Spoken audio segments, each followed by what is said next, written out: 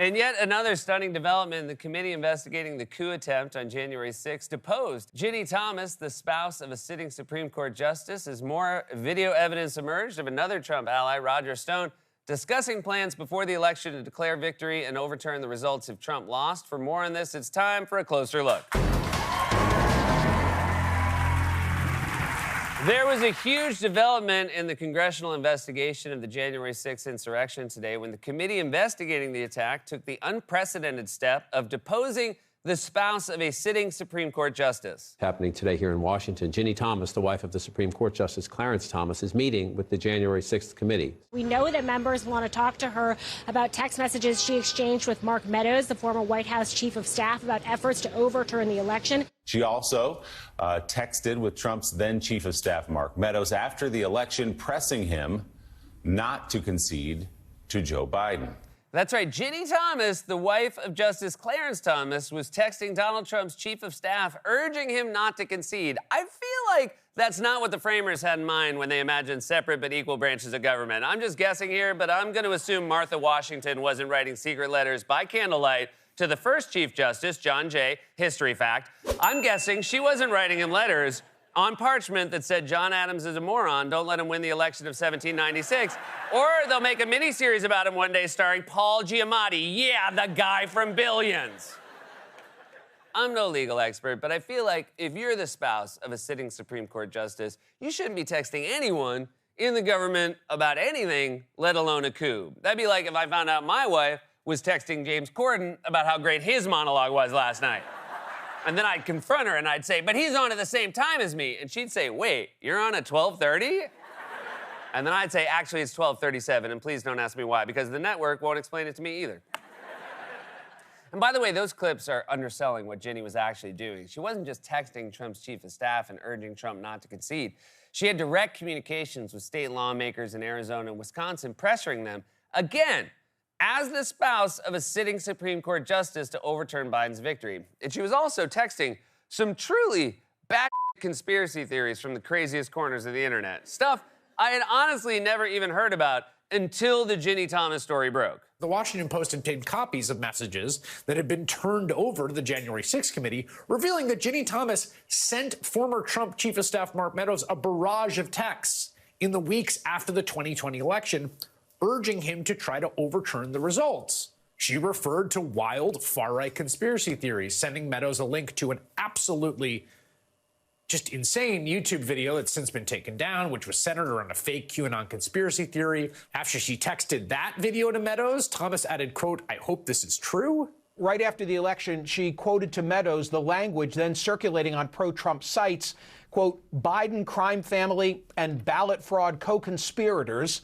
elected officials, bureaucrats, social media censorship mongers, fake stream media reporters, etc., are being arrested and detained for ballot fraud right now and over coming days, and will be living in barges off Gitmo to face military tribunals for sedition," adding, "I hope this is true."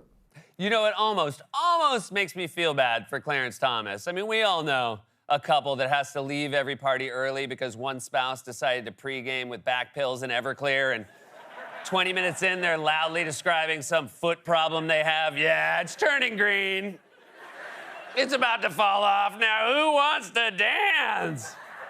But think about how insane that is. Ginny Thomas didn't just think the election was stolen. She thought Joe Biden and the, quote, Biden crime family would be arrested and living on barges off Gitmo. And here's my question.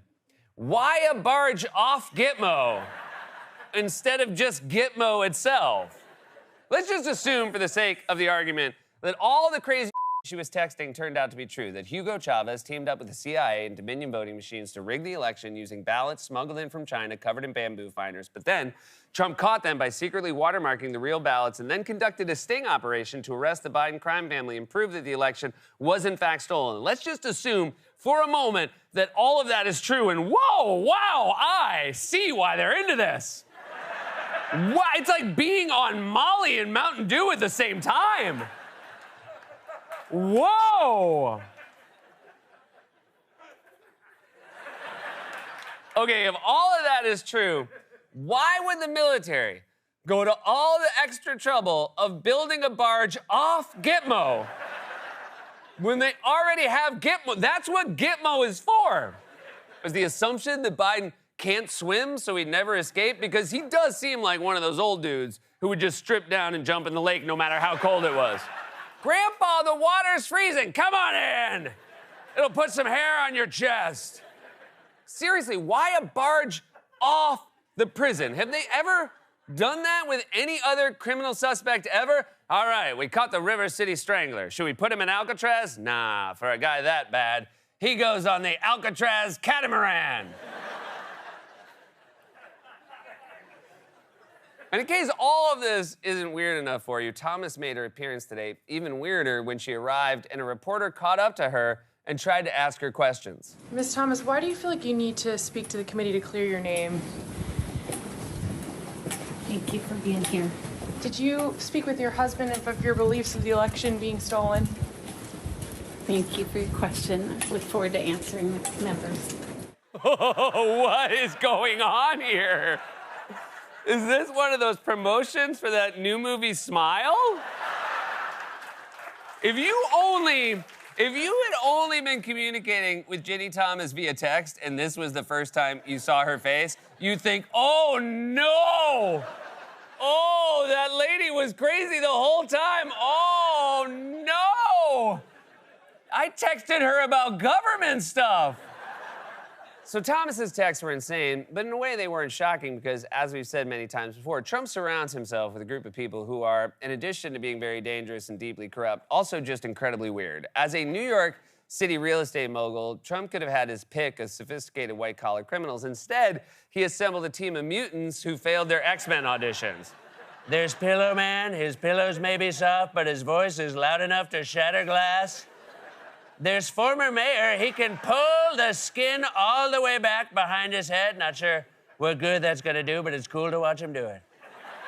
Then there's Roger, the time-traveling drug dealer. You know, he's the one who gave Sherlock Holmes all that opium. Now, we'll get to the newest developments involving Trump confidant Roger Stone in a second, but first, let's start with MyPillow CEO Mike Lindell, because, you know, why not?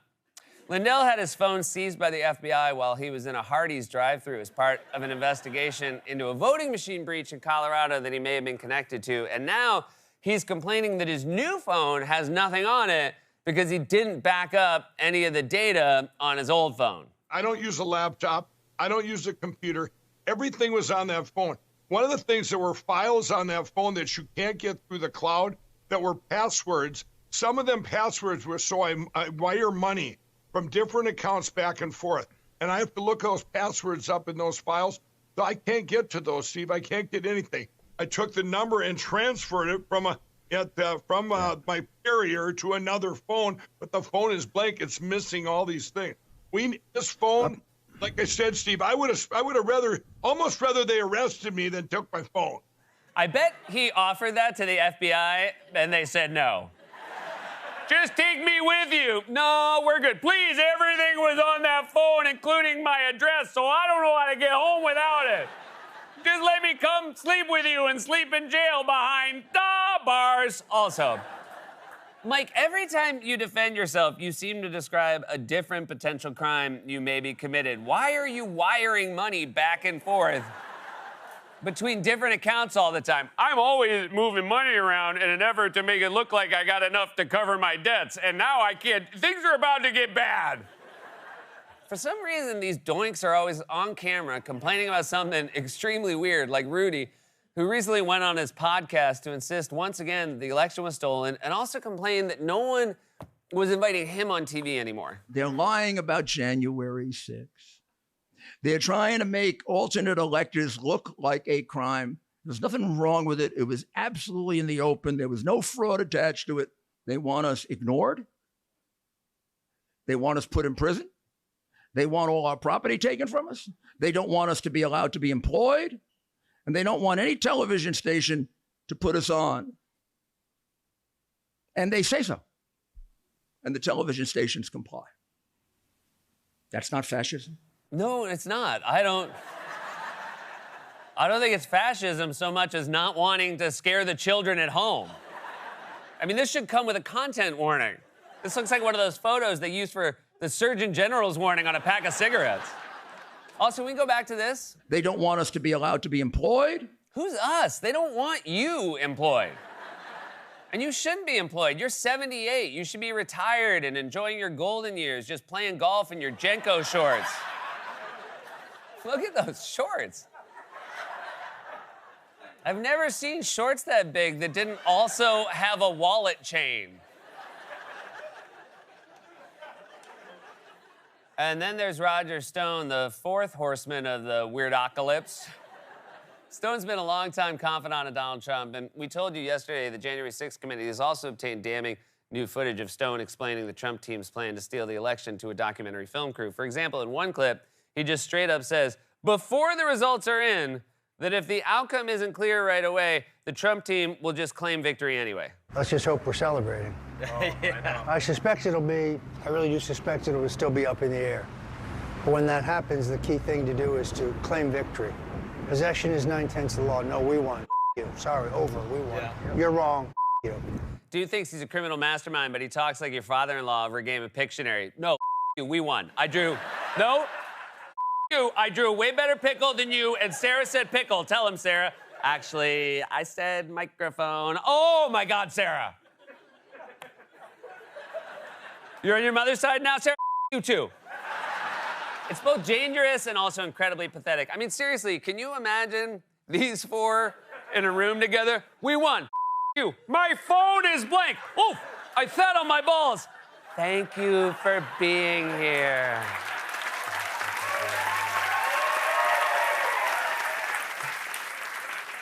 That, you guys, that was very exciting what you just saw. That was rehearsal for my new one-man show, Waiting for Godot.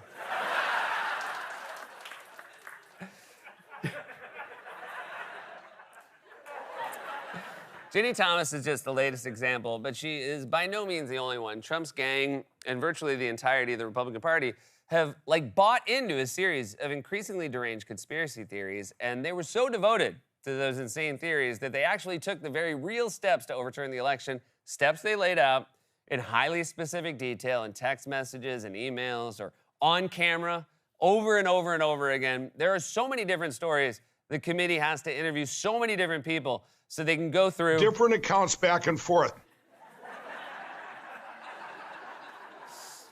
This has been look, just remember how good the one-man show was. This has been a closer look.